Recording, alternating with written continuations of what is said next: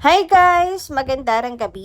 Welcome back po dito sa Gandara SRU channel for Showbiz Update. Andito na naman nga po akong muli nagbabalik.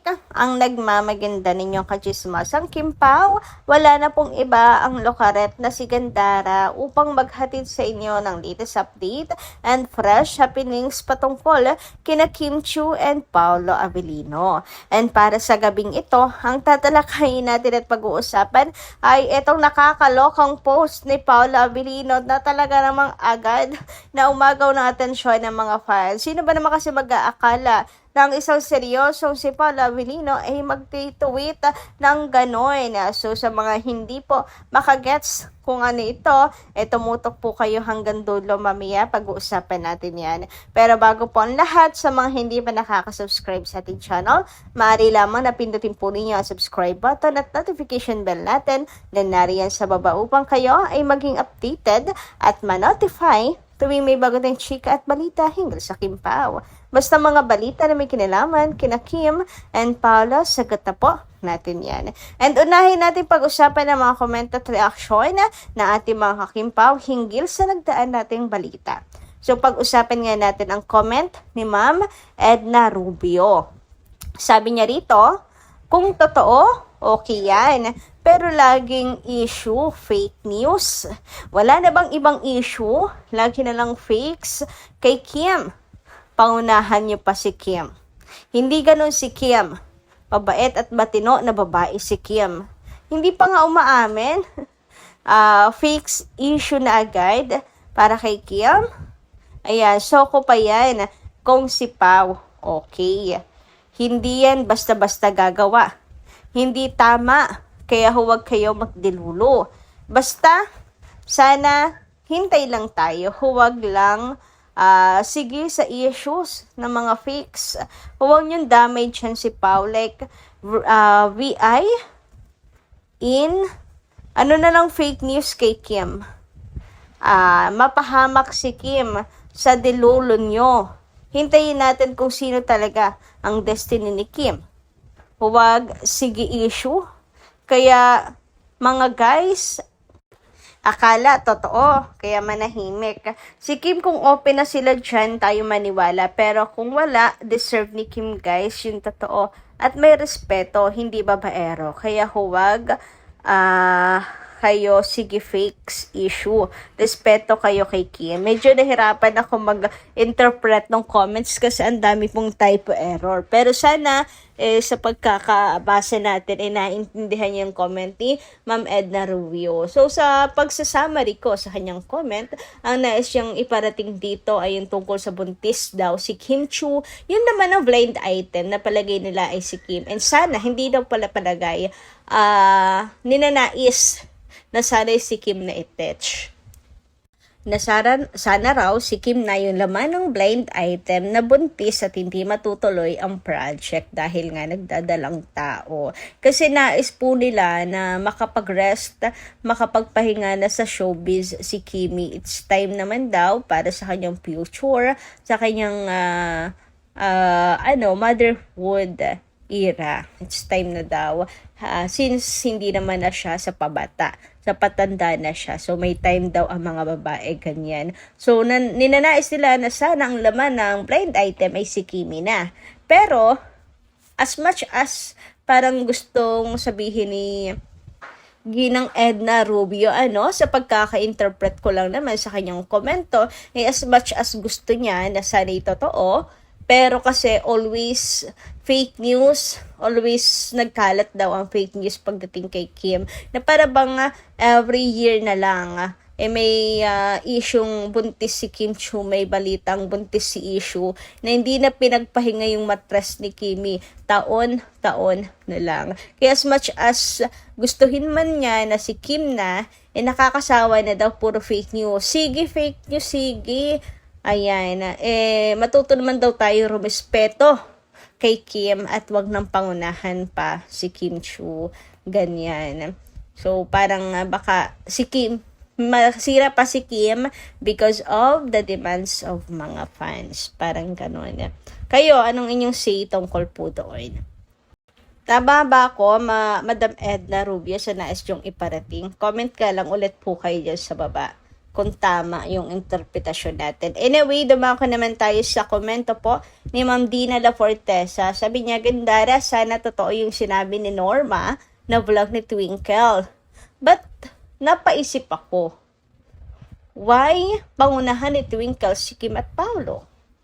For Virgie Namok naman, kay Jericho, nakangiti si Paolo at hindi kinilig si Paolo kay Janine. Ngumiti lang, kinilig na? Respeto nyo naman, boyfriend ng idol nyo. So, ayan. So, 2 comment from Dina La Fortesa. So, yung tungkol kasi sinasabi niya, sana totoo yung sinabi ni Ma'am Norma Dayag na vlog ni Twinkle. Tungkol yun sa, saksi daw si Twinkle sa proposal ni Paolo kay Kim, etc. etc. Siguro may nabasa si Miss Norma Dayag na vlog tungkol doon na balita. Sana daw totoo. Pero papaisip ka din bakit naman pangungunahan nga ni Ate Twinkle si Kim and Paolo in the first place? Di ba parang nakakaano naman yun? Walang respeto. Hindi nga umaamin na sila tapos bigla ibabalita na ni Ate Twinkle na nakakapag-propose na si Pao. Anyway, ayun, nilinaw na rin naman natin yung tungkol po kay Paolo nang umiti siya. Nakangiti si Pao para batiin po si Echo. Yun po yun. And hindi para batiin din si Janine. Putol yung video kaya hindi natin masabi kung nag-hi hello din ba siya kay Janine. Samantala, dumako naman tayo sa komento ni Ma'am Norma Canlas. Daming Norma, no? Norma Cool, Norma Canlas, Norma Dayag. Meron pa may iba pang Norma. Anyway, shoutout po sa inyo mga madam. Magandang gabi. Hindi totoo yan na bineso niya si Janine. Gawa-gawa lang yan ng mga bashers. Imposible yan. Gawin ni Paolo yan. Kasama si Kim Chu. And yun yung sinasabi natin. May respeto si Pao kay Kimi. Kaya imposible din kung sakali man nabuo yung video, I don't think na may pagbeso pa si Paolo kay Janine. Ayan, kahit nakatalikod pa man si Kim or wala doon si Kim Chu, naniniwala ako na may respeto si Paolo kay Kim. Kagaya ng pagrespeto ni Kim kay Pao, like yung kay Gerald, diba? Hindi po. Kumbaga ay umiwas agad si Kim kay Gerald. Andun yung respeto ni Kim sa kasalukuyan yung partner, gano'n. And syempre, respeto sa sarili. May respeto si Kim sa kanyang sarili. Samantala, dumako naman tayo dito sa mga nakalap natin balita ngayong gabi. Unahin natin pag-usapan itong post ni Showbiz Buzz na kung saan isa rin siya sa na-excite sa big announcement ng Kim Pao sa February. So ito may kinalaman na naging post po ni Miss Carl, yes, na save the date 2.0126. So ibig sabihin February 1 na unang araw ng February may pasabog. And sana itungkol kina Kim and Paolo. Wala naman sinabi kung patungkol saan yung big announcement or save the date. Pero mukhang sure sa Showbiz Buzz na about kay Kim and Paolo yon na meron silang big announcement. So nakakatuwa naman po. Grabe, 'di ba? Naka-headline talaga agad-agad ang Kim Pao. Ganyan kasikat sila Kim and Paolo. Talagang inaabangan din ng mga netizens ang magiging project nila kasi napakahusay nila lalo na dito sa pinaka-latest nilang ginawa, 'di ba? Ang Di Alibay. So sana masundan pa po ng project. Nako, may uungol na naman diyan. Anyway, dumako naman tayo dito sa post ni Paolo na ginagulat ng mga fans. Ako rin nagulat, akala ko nga fake news Ang post kasi, imong mama blue. Hashtag sinulog 2026. Alam niyo, usok-uso to ngayon. Yung mama mo blue, ginagawing pang-asaran niya ng mga bata. Mama mo blue, mama mo pink. Di ko naman in-expect na si Paolo magpo-post ng ganyan. Imong mama blue. Abay talagang napabisita ako ng ex. Talagang tiningnan ko kung post ba talaga ni Paolo yan. And yes, confirm, post talaga ni Paolo. Di ba nakaka-lurky? Ang kulit ni Paolo, may pag-post ng imong mama blue. Anong ibig niya sabihin dito? Nakakaloka, di ba? Ibiruin nyo, ang napakaseryosong si Paul. Ibang-iba na talaga yung personality niya ngayon. Even sa sinulog, napakakulit niya. I mean, may nakita akong video ni Paul Abelino na kung saan ipinapatanggal yung shade ni Pao. Ay, masunuri naman si Pao, tinanggal niya yung shade niya, pero nakapikit siya. Ang kulit! Ang kulit ni Paul, lumalabas na talaga yung kanyang makulit side. Kahit wala si Kim Chu, iba na talaga. Si Pao, napakakulit na talaga. Grabe, ibang nagagawa ng pag-ibig, no? Ay, nadulas, charata. Anyway, ano nga bang ibig sabihin itong imong Mama Blue? Ayan tuloy, nagkalat ang mga pictures ni Kimi nang naka-blue tuloy.